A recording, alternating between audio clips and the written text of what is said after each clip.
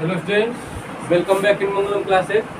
बच्चों, मैं present indefinite का ये आगे का क्रम जारी रखते हुए आज आप लोगों को प्रेजेंट इंडिफिनिट के जितने भी 6 रूल होते हैं उन 6 रूल को एक साथ रखा गया है और बहुत ही आसानी से बताने का प्रयास किया गया है। बुक में इन 6 रूल को लिखे तो होते हैं लेकिन क्रमशः नहीं लिखे होते और क्रमशः नहीं लिखने के कारण बच्चे कंफ्यूज होते हैं। तो आइए आप लोग ध्यान से बिना स्किप किए इस वीडियो को देखिएगा।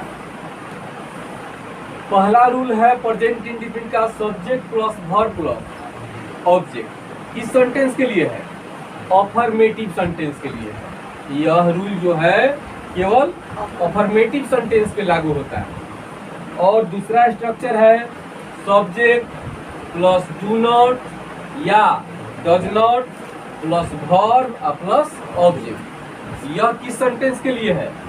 निगेटिव सेंटेंस के लिए। और तीसरा है आपका डू या does plus subject plus verb plus object. यह आपका इंट्रोगेटिव सेंटेंस के लिए है, जब प्रश्नवाचक वाक्य रहेंगे, जब प्रश्न किया गया रहेगा। और इंट्रोगेटिव सेंटेंस का 2 रूल होता है। ये तो पहला हुआ। अब इंट्रोगेटिव सेंटेंस का देखिए दूसरा रूल क्या होता है। सेम यही रूल हमको लिखना होता है, बशर्ते कि उसके आगे WH वर्ड लगा दिया जाता है। मतलब कि सारा तो यही हमको लिखना ही है, इसके आगे केवल WH वर्ड लगा देना है। देखिए लगा भी है, सारा चीज वही है, डू डज सब्जेक्ट वर्ब और ऑब्जेक्ट, और इसके आगे यदि WH वर्ड लगा देना है, यानी इंट्रोगेटिव का ये दूसरा रूल है। और बुक में ऐसे न देने से बच्चों को काफी परेशानी होती है, इसलिए आप लोग ध्यान रखिएगा कि सारा रूल वही रहता है, केवल WH वर्ड लगाना होता है। तो इंट्रोगेटिव सेंटेंस का हो गया। अब सेंटेंस जो आते हैं इंट्रोगेटिव और निगेटिव से मिश्र वाक्य आते हैं, मतलब इंट्रोगेटिव भी रहेगा और निगेटिव भी रहेगा, इसलिए इसको हम लिखे हैं इंट्रोगेटिव प्लस निगेटिव सेंटेंस। और इसका रूल क्या होता है? डू या does plus subject plus not plus verb plus object. ये पहला रूल होता है इसका। इसके बाद सारा रूल यही रहेगा, सारा रूल आपका यही रहेगा, इसमें केवल WH वर्ड लगा देना है। तो देखिए डू या does subject not verb object. तो कहने का मतलब है मेरा कि ये 6 रूल होते हैं एक टेंस के, और टोटल 12, यानी 12 से 6 में गुना करेंगे तो कुल 72 रूल्स हैं। और उन 72 रूल्स पे हम लोगों को अच्छा से समझकर ट्रांसलेशन में खूब जबरदस्त तैयारी करना होता है, और ताकि हम लोगों का इंग्लिश इम्प्रूव हो सके। तो ये हुआ। अब हम लोग WH वर्ड के बारे में भी जान लें कि WH वर्ड क्या है।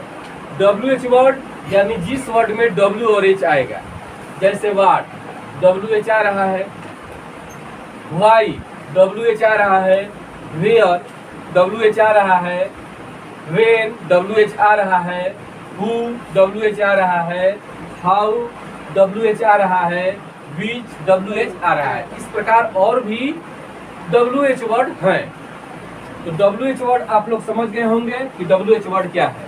अब ये 6 रूल पे हम आप लोगों को ट्रांसलेशन बनाने को सिखाएंगे, और काफी जबरदस्त तरीका से सिखाएंगे, ताकि आप किसी भी बुक को इंग्लिश में ट्रांसलेट कर पाएंगे और किसी भी पैसेज को आसानी से समझ पाएंगे। हिंदी मीडियम के बच्चों को सबसे बड़ा कोई अस्त्र होता है हिंदी टू इंग्लिश समझना, तो वह क्या होता है? ट्रांसलेशन। यदि हम टेंस के सारे ट्रांसलेशन को अच्छे से समझेंगे तो हमें किसी भी प्रकार की परेशानी नहीं होगी।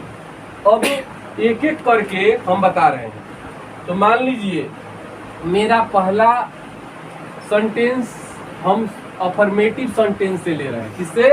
Affirmative sentence. तो अफर्मेटिव सेंटेंस से इसके पहले भी बताया गया है, इसलिए इससे ज़्यादा समय नहीं लूँगा, फिर भी एक एग्जाम्पल आप लोगों को दिया जा रहा है।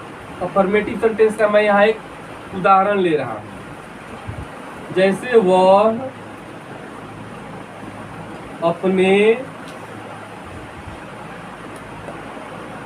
भाइयों के साथ मैदान में गेंद खेलने जाता है।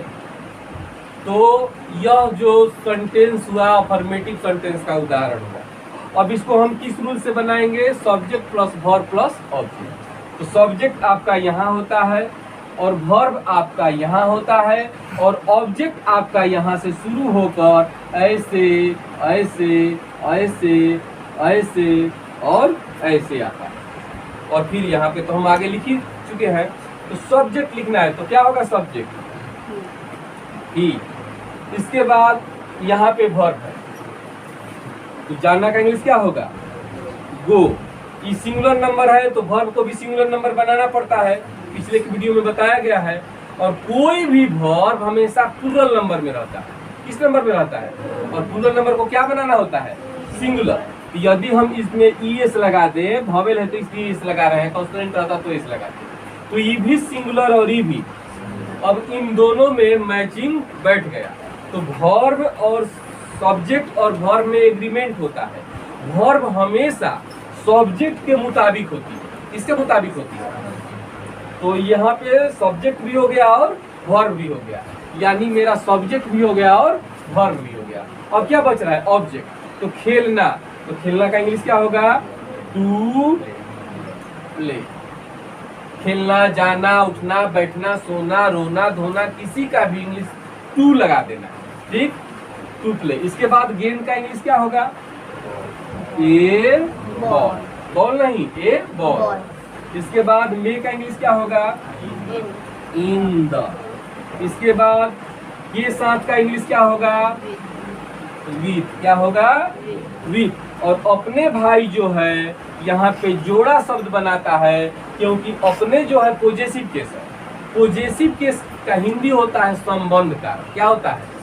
संबंध कारक। और संबंध कारक का चिन्ह होता है काके की नाने नीदारे री। तो अपने, तो ने लगा है, किसके साथ संबंध है? भाई के साथ संबंध। यहाँ पे छूट गया है, मे के बाद मैदान आ रहा है तो मैदान का क्या होगा? फील्ड। FIELD, field. इसके बाद के साथ का विथ होगा। इसके बाद यही बता रहे थे, ये जो है आपका पॉजेसिव केस है। क्या है? और पॉजेसिव केस हमेशा संबंध रखता है, इसलिए इंग्लिश लिखाएगा अपने भाइयों। तो ही का अपने के लिए क्या बताया गया है पिछले वीडियो में? हीज। क्या बताया गया है? हीज। अब भाइयों तो ब्रदर्स। क्या हो जाएगा? ब्रदर्स। तो मेरा ट्रांसलेशन बन के तैयार हो चुका है। वो अपने भाइयों के साथ मैदान में गेंद खेलने जाता है। इंग्लिश क्या होगा? He goes to play a ball in the field with his brothers. Clear? यानी इस पे बहुत सारा बताया गया है पिछले वीडियो में। अब मैं बताऊंगा इस दूसरा नियम। अब दूसरा रूल क्या है? दूसरा रूल इसमें है कि सब्जेक्ट प्लस डू नॉट या does not plus verb plus किस सेंटेंस के लिए है? निगेटिव सेंटेंस के लिए। तो निगेटिव मतलब नकारात्मक वाक्य, उसमें नहीं लगा हुआ रहेगा। क्या लगा रहेगा? नहीं। तो लिखेंगे वो अपने साथियों के साथ मैदान में गेंद खेलने नहीं जाता। यही हुआ। तो ये निगेटिव सेंटेंस है तो आपको रूल नंबर 2 से बनाना पड़ेगा। रूल नंबर 2 से बनाना पड़ेगा। तो रूल नंबर 2 क्या कहता है कि सबसे पहले क्या लिखेंगे? सब्जेक्ट। तो सब्जेक्ट ही आपका हो गया ही। इसके बाद डू नॉट या डज नॉट। ये डज नॉट जो है सिंगुलर नंबर के लिए है और डू नॉट जो है, लेकिन आई अपवाद। आई सिंगुलर रहते हुए भी उसके साथ डू नॉट लगेगा। तो चलिए सिंगुलर के लिए हमको डज नॉट लिखना है। तो क्या लिखेंगे? Does not. Does not not. इसके बाद भर क्या लिखेंगे? तो भर कहाँ है? यहाँ पर, तो क्या होगा? गो। इसके बाद नहीं का तो इंग्लिश इसमें आ गया है, तो आगे बढ़ेंगे खेलना का। क्या होगा? To play. क्या होगा? To play to play play. इसके बाद गेंद का, बॉल ए बॉल। इसके बाद मे का, इन द। इसके बाद मैदान का,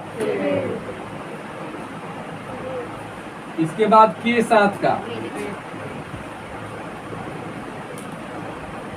इसके बाद अपने साथियों का, His ये आपका हो गया।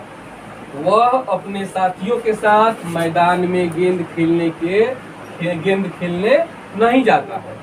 क्या हुआ? He does not go to play a ball in the field with his friends। और सेंटेंस लेते हैं कुछ दूसरा, जैसे वे लोग अपने पिताजी के साथ बाजार में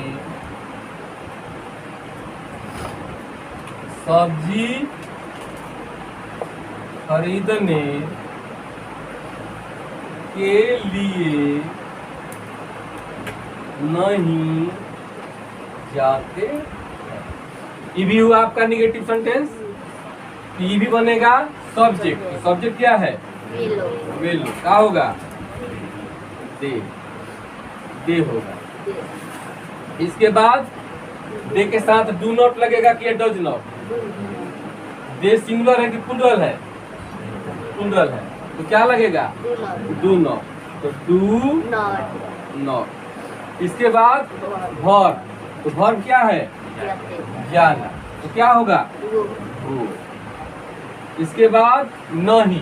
नहीं का इंग्लिश पहले से ही आ चुका है, तो आगे बढ़ जाएंगे के लिए। के लिए का इंग्लिश क्या होता है? टू या फॉर। क्या बताएं आपको? टू या फॉर। ऐसे दूसरा भी होगा एडवांस में, लेकिन अभी फिलहाल आप लोगों को जानना है टू या फॉर। तो वर्ब यदि ऑब्जेक्ट के रूप में है, या जो वर्ब है ये ऑब्जेक्ट के रूप में है, तो क्या लगेगा? टू। मेन वर्ब ही है और ये वर्ब ऑब्जेक्ट के रूप में है, तो दूसरा वर्ब जब ऑब्जेक्ट के रूप में आता है तो क्या लिखना पड़ता है? टू। खरीदना का यहाँ पे आ गए खरीदना, बाई। सब्जी का द,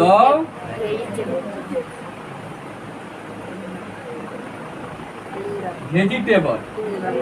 इसके बाद मे का इन द। इसके बाद मार्केट। इसके बाद विद। इसके बाद अपने पिताजी। तो दे का अपने का क्या बताया गया है? पहला वीडियो में बताया गया है कि दे का अपने का होता है डियर, तो क्या होगा? डियर। पिताजी का फादर। तो हो गया क्या? क्या हुआ? They do not go to buy the vegetable in the market with their father. With their father। तो कितना से बड़ा ट्रांसलेशन क्यों ना हो, आपको केवल क्या जानना है? स्ट्रक्चर जानना है। और स्ट्रक्चर जानना है, और स्ट्रक्चर ये आज हम 2 स्ट्रक्चर बता रहे हैं। टोटल स्ट्रक्चर कितना होता है? 6 तो आज ये दूसरा पर काम हो रहा है। चलिए और थोड़ा सा देखते हैं। अब स्ट्रक्चर नंबर 3 पर बता रहे हैं, जिसको हम इंट्रोगेटिव सेंटेंस के फॉर्म में लेंगे। तो एक सेंटेंस लेंगे कि क्या राम और सीता अपने भाइयों के साथ आरा से पटना जाती है। क्या राम और सीता अपने भाइयों के साथ आरा से पटना जाते हैं? बहुवचन में है, जाते हैं। तो चलिए कैसे बनेगा? इंट्रोगेटिव है, सबसे पहले डू या डज। सिंगुलर के लिए डज और प्लूरल के लिए तो यहाँ राम और सीता सिंगुलर में है कि प्लूरल में? दो आदमी है तो प्लूरल में है तो डू लगेगा। सिंगुलर के लिए डज और प्लूरल के लिए तो क्या लगेगा? डू। राम और सीता का होगा राम एंड सीता। अब इसके बाद क्या लिखना है? डू डज हो गया, सब्जेक्ट हो ही गया। इसके बाद वर्ब। तो वर्ब कहाँ है? तो क्या हो जाएगा? गो। और गो के बाद क्या लगता है? टू। इसके बाद पटना। पटना। इसके बाद से। तो से का इंग्लिश यहाँ क्या होगा? फ्रॉम होगा, क्योंकि आरा को छोड़ रहा है, आरा से जुदाई हो रहा है। तो जब जुदाई होता है तो से का इंग्लिश क्या लिखते हैं? फ्रॉम। आरा का आरा, के साथ का विद, अपने भाइयों का। तो राम और सीता थर्ड पर्सन का प्लूरल नंबर है, यानी दे के अनुसार काम करेगा। तो दे के अपने के लिए क्या बताए हैं? जो इंग्लिश दे के अपने के लिए होता है, राम और सीता का अपने के लिए भी दे के अनुसार ही होगा। तो क्या हो जाएगा? डियर। और भाइयों का ब्रदर। तो क्या राम और सीता अपने भाइयों के साथ आरा से पटना जाते हैं? उसका इंग्लिश क्या हुआ? Ram and Sita go to Patna from Ara with their brothers. आया समझ में? फिर और कोई लेंगे सेंटेंस। या हम लोग अपने अच्छे स्वास्थ्य के लिए मैदान में, या सुबह में लिखते हैं, सुबह में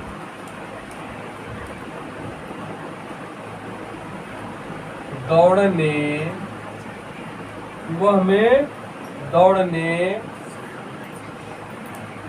सड़क पर जाते हैं। ये हुआ। क्या हम लोग अपने अच्छे स्वास्थ्य के लिए सुबह में दौड़ने सड़क पर जाते हैं? तो क्या लिखना है? डू या डज। तो हम लोग सिंगुलर है कि प्लूरल है? तो डू लगेगा कि डज लगेगा? डू। तो लिखेंगे डू। सब्जेक्ट हो गया वी, और सब्जेक्ट के बाद वर्ब। तो वर्ब क्या है? गो। और गो के साथ हमेशा क्या होता है? टू। और पर का ऑन। तो टू भी प्रीपोजिशन है और ऑन भी। तो दो प्रीपोजिशन एक साथ नहीं आते हैं, इसलिए ऑन नहीं लिखेंगे। इसलिए यहाँ पे ऑन नहीं लिखेंगे। तो गो टू,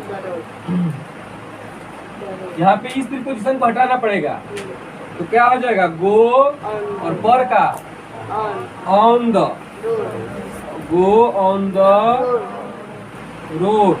क्यों टू को हटा दिया गया? क्योंकि दो प्रीपोजिशन एक साथ नहीं आते हैं। On the road.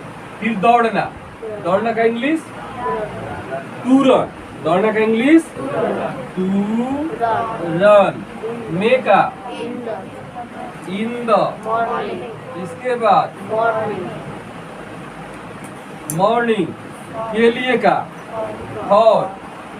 यहाँ पर टू नहीं होगा क्योंकि यहाँ पे वर्ब नहीं है। तो फॉर। अच्छा स्वास्थ्य का गुड हेल्थ, गुड हेल्थ। अपने का छूट गया ना, अपने अच्छे स्वास्थ्य का। तो अपने अच्छे स्वास्थ्य का हम लोगों के अपने का क्या होगा? वी का अपना का आवर, तो फॉर आवर गुड हेल्थ, यानी अपने अच्छा स्वास्थ्य यहाँ पॉजिटिव केस में है। किस केस में है? तो हो जाएगा फॉर आवर गुड हेल्थ। एक बार फिर से, क्या हम लोग अपने अच्छे स्वास्थ्य के लिए सुबह में दौड़ने सड़क पर जाते हैं? Do we go on the road to run in the morning for our good health? For our good health। इस प्रकार आज 3 ठो नियम मैं बताया और 3 ठो नियम अगले वीडियो में बताया जाएगा। और आप लोग इस प्रकार इस पूरे स्ट्रक्चर को ध्यान में रखेंगे। 6 स्ट्रक्चर क्या करेंगे?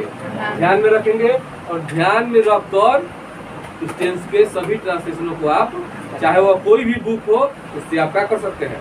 बना सकते हैं। तो इस प्रकार आज इतना ही, ताकि वीडियो लंबा मत हो।